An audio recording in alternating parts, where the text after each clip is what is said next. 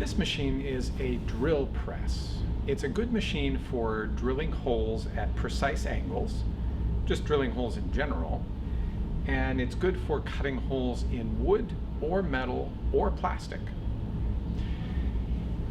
One of the first things that we need to consider when we're using the drill press is the drill bit, which is the part that's actually going to cut the hole.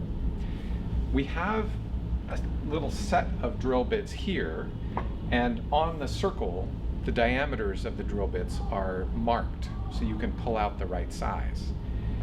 This works for smaller holes, 10 millimeters and below.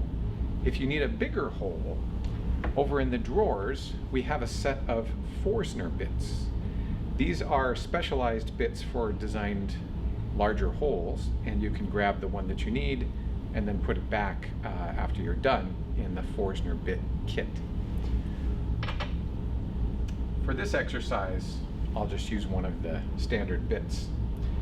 The bit goes into the part of the drill called the chuck, and it has 3 teeth that come together to grab the bit. So the first safety precaution before you turn the machine on is to make sure that your bit is held in the chuck straight and tight.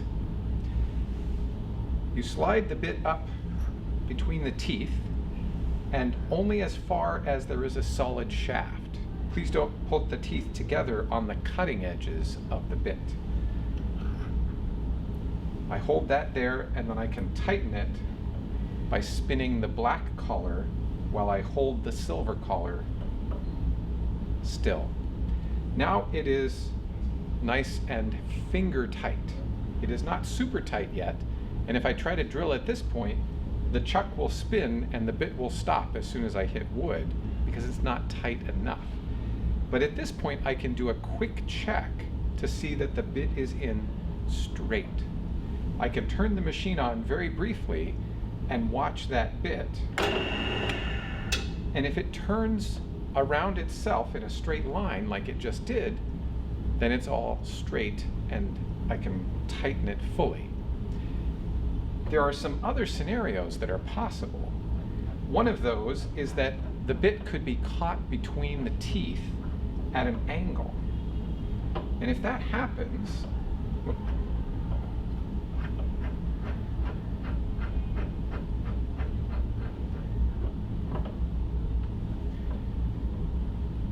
from your angle, it could look like the bit is in straight, but as soon as you turn on the machine, the bit is going to wiggle around in a cone shape, and you know at that point that you've got it stuck at an angle. This is extremely obvious with this large bit. This is much more common a problem when you have a small, thin bit. Another possible problem is that you have it in straight, but you have it off center. It's caught between the teeth.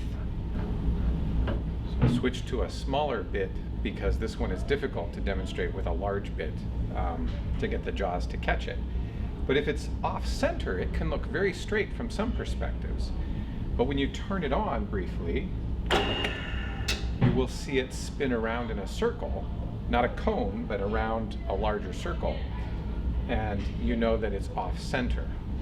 So in this case, you need to loosen it, tighten the bit again, making sure that it is centered in the drill chuck between the teeth. And then when you turn it on, it'll spin in one spot just by itself.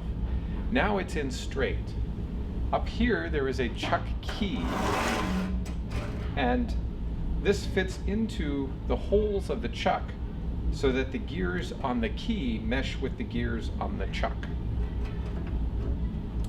And then you turn, and if you have it in your right hand, your thumb is going to push away from you to tighten the chuck. I like to do it in 2 holes. There are 3 holes around the circumference of the chuck. 2 holes, and I know for sure that bit is in nice and tight. So now my bit is in straight and tight. The next step is to make sure that my platform is at the right height. There are 2 controllers for the platform, one for the height and one that locks it. To begin with, we need to unlock the platform by turning this key back here counterclockwise. And then we can raise and lower the platform with this lever over here.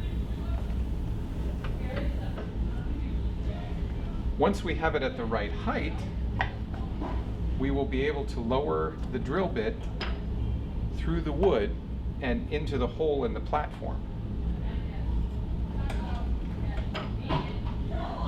And that depends on what you're going to cut. Very importantly, once it's at the right height, you need to relock the collar because the platform can still wiggle back and forth. When you're checking it, make sure that you've set it so the drill bit goes into that hole and not into the platform, please.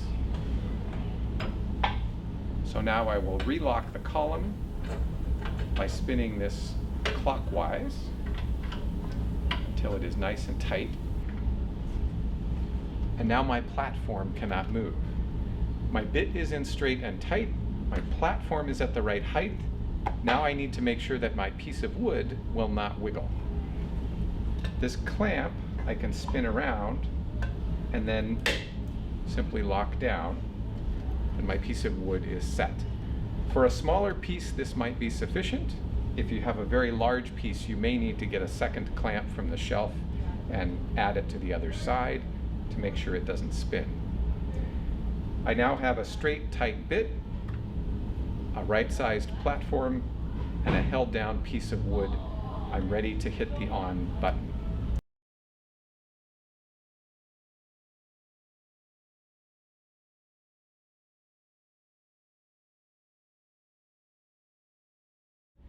Once I turn this on, it's obvious to most folks that this part moves and you shouldn't touch it. That would be the first thing, the first safety practice. Once the machine is on, don't touch the moving part. A second very important point is where that bit comes down is called the landing zone, and you keep all parts of your body out of the landing zone. Body, gloves, clothes, anything that you don't want to actually cut should stay out of that landing zone the whole time that the machine is on. Finally, this chuck is fairly large and heavy, but it can be damaged if you just let it go and spin back up. So you're going to bring it down, cut the hole, and then gently bring it back up. That would be point number 3. So point 1, don't touch the moving parts. Point 2, stay out of the landing zone. Point number 3, be gentle with the chuck. Raise and lower carefully. And then you can just turn it off by pushing the button on the outside. You only have to raise it to hit the on button.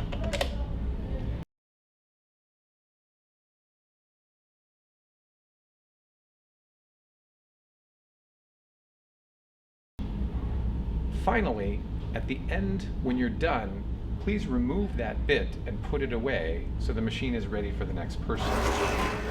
Bring down the key, lock it in place, and if the key is on your right-hand side, the opposite of when you started, you're going to be pulling at the top and pushing at the bottom to unlock the key. Once it's unlocked, you can just use your fingers to spin the collar and open it up. Please do keep a finger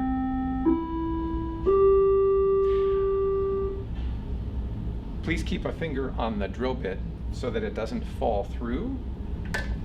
Remember, there's a hole there, and if it just falls, a lot of times it will fall down to the bottom and actually damage the tip of our bits and make them harder to use.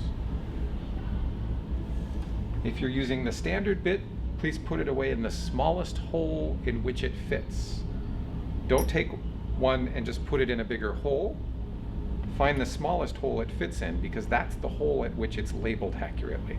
So the next person knows they're getting the right size bit. All right.